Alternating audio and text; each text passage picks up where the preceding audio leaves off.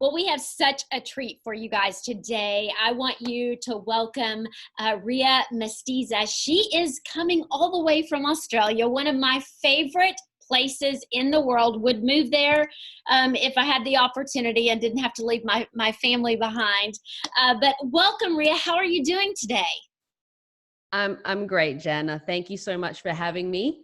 It is super early AM here in Australia, but I am very thankful to be here speaking with you. Well, it is tomorrow there. It is, yeah. We're here in Texas, and it's one of the things that, we absolutely love to visit Australia. I think it would have been our fifth time in July, but unfortunately we'll have to delay that trip. Tell me a little bit about you getting into the real estate world, but not only that, you have Physique, which is wellness and performance. And so you also are helping people get healthy mentally, physically, all of those great things. So just tell us a little bit about your world and how you are, how you've been brought to where you are today. Sure. So the side that most people know about me is obviously the health and wellness side, which I've been a big part of the last decade now. I have my own business, my own company that sort of expands across many different modalities with a plethora of services. So I, a trainer, a coach, we do mindset, we do the physical training, the nutrition, I do kinesiology, muscle testing, remedial therapy. So I'm healing and fixing bodies with my hands. It's anything to do with like my tool belt is very expansive when it comes to health and wellness. I just love it. It's a big passion of mine, and I'm very public about that. I guess, and how that started for me, I suppose, not to digress too far from that, but it stems from every life event that's ever occurred for me, So, I mean, getting into that industry started from me moving back to my home state when my father had a heart attack one night and I couldn't be with him. And it just made me reassess what I wanted to do with my life. And that's when I did a complete 360. I moved from the corporate world where I was, climbing the corporate ladder and doing quite successfully doing that. But I went, that's not what my heart calling is. So I completely changed my career, and it's been the best decision I ever made. So moving on from that, every life event from there has just stemmed a new service, a new practice, a new learning, a new academic experience that I can bring to the table with my knowledge. And then the other side of the coin is obviously the side not too many people know is I love business. I've learned to really love business. I have a company and I have a couple of businesses that expand from there, and a nonprofit in the pipeline. I've got real estate that I own, so investment properties. I've got stocks in properties and shares and things like that. So I love everything to do with real estate. I always have since I was a kid. Oh, that's wonderful. Well, tell us a little bit about, you said Adelaide is the area. And so how is real estate responding to the crisis, and how really Australia in general? How are you guys doing, and what are you seeing a little bit of how this is impacted?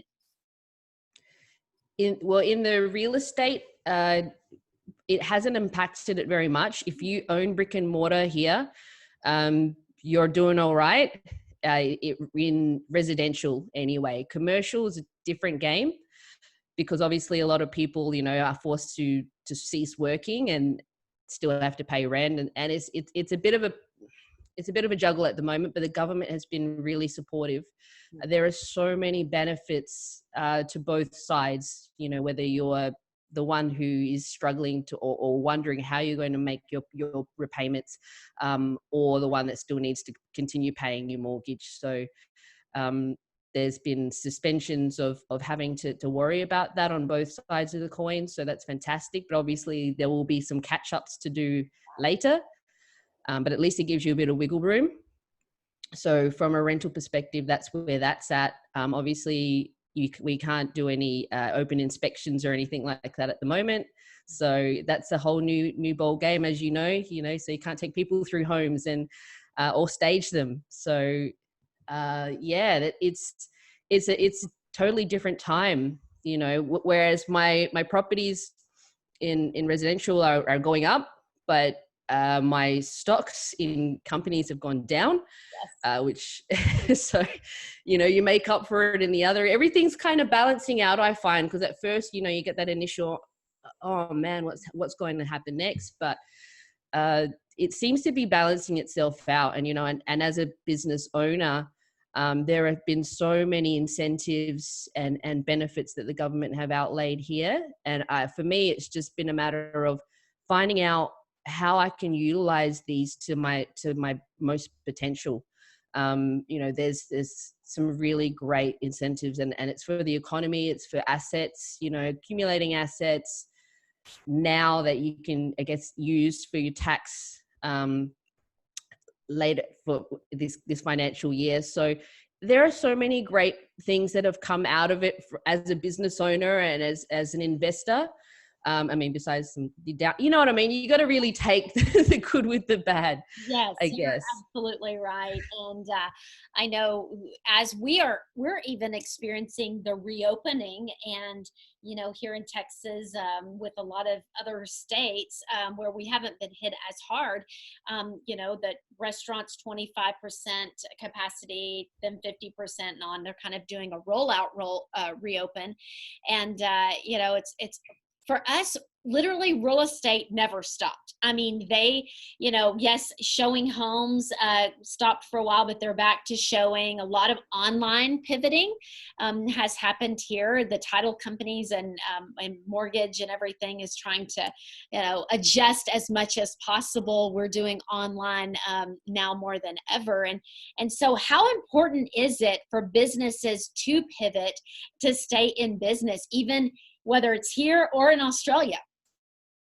It's 100% utmost importance. I mean, if you haven't already pivoted, you're leaving a lot on the table, So, when I found out the news that I had to shut my brick and mortar business, basically the next closing day, I literally had 12 hours. So I sat very still in a chair, probably this chair actually, for about 3 hours, I think it was, still. I because I was just trying to process. Yes. Okay, I've been reliant on my income from a brick and mortar business structure, whether it's the training or it's the other components. It's all from in-person service. So literally I had to pack up my things the next day and get as much out of there as I could and take it all home and go, what's next? So first step was contacting all of my clients and just letting them know, hey, look, I don't plan to close my doors. I'm still going to provide you a service. It's just going to be a different way of providing it to you. So straight away, just moving into the online space. I already had some interstate clients that I'd worked with, so it wasn't completely new to me. But what it gave me was that fuel to the fire to develop all of the online services and materials and ways of making myself stand out online that I had been putting off because I didn't need to. I'm okay. I've got a successful business in person. I don't need to do this online thing. So I'm actually really grateful, and I've turned it on its head and turned this into the biggest opportunity for me, because coming out of this now, not only have I scaled my business out of necessity, but I'm going to continue to scale the business, and the assets that I plan to acquire in this time that I'll be able to utilize against my income to, again, propel me into greater growth coming out of this. Because yes, I've taken a loss for now financially, but in every other way possible, it has completely filled my cup on every other level. Like, I'm ready. That's great. That's great. I mean, in business needs pruning, sometimes we think, okay, well, let's cut the fat. Let's go lean and mean. Let's figure out what my business needs to look like tomorrow. And I think that this crisis literally just fast forwarded that for all of us, and the fighters fight, the fighters are like, let's do this. We're going to, go around the wall that's been placed in front of us, and let's find a new way, a better way. There's got to be a better way, and I love that. And you think about, fitness, and you think about wellness. How important is it now more than ever to take care of yourself during this time? It is 100% even more important now than it ever has been, because if it wasn't a priority to you before, it should be of the utmost priority to you now. So I mean, obviously we could talk business all day, but if your health is wealth. My father always said to me, health is number one. If you do not take care of your health, I mean, what good are you to people? That's so good. I'm writing that down. Your health is wealth. Your health is wealth. It is the greatest. Well, I mean, there's time, which is our greatest asset, right? And there's health. Yeah. These are the two things that we take most for granted. Right. And what I like seeing right now is a lot of people are really hitting the reset button on, I'm busy all the time, but they're not taking time for themselves. They're not trying to go deep within and connect. And, so there's that mental level, right? You really want to go within and find out what's important to you, because, something like this is scary. Like, everyone at the start didn't know what's going on, like, could I get corona? Could I, this could be it. Yes. Have I done everything that I've wanted to do? And it's eye-opening, and it's great because everyone needs this wake-up call every now and then, and to refocus. So that's super important. If you haven't already done that, I mean, do it now. Yes. And in regards to nutrition, you have to make sure you're nourishing your body effectively from what you're putting into your mouth. It has to be fuel that is not only fueling your mind so that you function like the professional person that you want to present yourself as, but also so that you can literally shield illness. Because I don't know about you, but I can't afford to get sick, because if I'm sick, I can't work, and because I can't give my true self. Yes. And so being optimal every day is important to me. So eating the right food so I feel well, my body functions fantastically. For every year that I've grown older or wiser, let's just call it that. But for every year, I'm becoming my better self every day, every year, healthier, stronger, fitter. Such wise words. I've always thought, in fact, we were at Manly, and there was a restaurant there, kind of a fast food. It was called Fuel, Phuel. And I don't even know if it's still in existence today. It was in the probably mid 2000s. And I thought, what a great name, because food is fuel. And it's just like your car. When you put the wrong gasoline in it, it's not going to work, So during this time where maybe people are sitting on, do you call a sofa a lounge? Is that right? Yeah. Sitting on the lounge, eating, you probably don't have Cheeto. Well, like over here, eating the chips, eating the crisps, eating the Cadbury chocolate, whatever, right? We cannot afford to do that. Maybe for a day, take your day and then get right back into it, because it's the aftermath, the effects, and we're not going to feel like maybe we have been shut down during crisis, and we're going to have this time. We've created new habits, there's been enough time to create new habits. So we really have to get out of those habits. So if we have listeners today that say, I really, Ria, I've gotten into some bad habits. How do I get back into some of the good habits? Where would you say begin? It's really important to learn to love yourself. As cliche as that may sound, as business, we want to be successful. We're ambitious in business and everything else. If you don't have the tools if you want to learn how to better optimize yourself and your body and your mind, go find someone that will help you do that. Outsource it, right? If you're not great at it, outsource it. Right. I'm not great at hair, I outsource it. It's as simple as that. How do you stop yourself? Well, okay, that those crisps and the chocolate may taste great in that moment, but it may give you like 2 or 3 days worth of guilt later. Right. It's not great for you. It's going to cause inflammation in your body. You're going to have love handles and things later. I mean, it's a really difficult one to sort of summarize, but because especially as women, we do tend to emotionally at times. So sometimes a little bit of comfort food's okay here and there, but make better choices at least about it. So instead of the milk chocolate, go for a dark chocolate. If you're going to drink alcohol, go for a red wine. So at least you're getting some nutrients in it, so just try to make better choices. Just like you would try to make better deals in business. You're not going to go make poor choices. Right. Why do that to yourself? Because you only get one body. That's right. And it's like the home you carry with you everywhere. Uh-huh.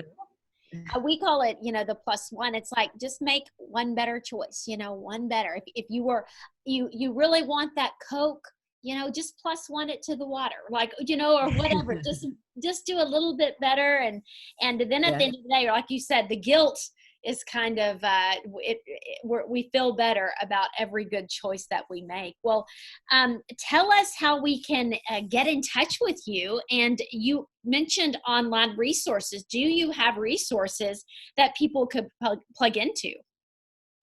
Out of this, I'm in the midst of still creating it. Yes, absolutely. I'm going to be putting resources out there to the world because I can and I want to. I want to give good, honest information, and things. There are things that I've gone through with my health that are still not very well documented. And I want to make sure that I can spare people the suffering that I've had to experience and prevent that from other people experiencing that. So I'm definitely going to have a lot of content being released very soon. So stay tuned, keep in touch. I'm on Instagram, Facebook, Ria Mestiza. I've also got my website, www.fitseek.com.au. And pretty easy to find. That's so good. And we'll have all of the links as well. And I know we've connected because of Grant Cardone, 10X stages, and, part of his programs. Give me one good value add. I mean, what do you love about Grant, his programs, and some of the great things that he speaks into people? I love that Grant he's full of heart, and no nonsense. He's just clear cut. Like his, university content is just, even though it might seem like, wow, that's full on, but it's from the heart, so as long as you come from a place of heart, goodness. And what I took from coming out there in February, I wasn't thinking big enough, I need to share more of myself. Like, why go out there and help people and wow, like he doesn't need to do what he does anymore. Like but he does it because he loves it and he wants to help. Yeah. And you're in a help industry, you're helping people, and you also have diversified, you understand real estate, you understand business, and, it just, the value that you can bring and the resource that you can be to people is priceless. And so we're honored and grateful to have connected with you. Thank you so much for your time today. Thank you too. It's been a pleasure.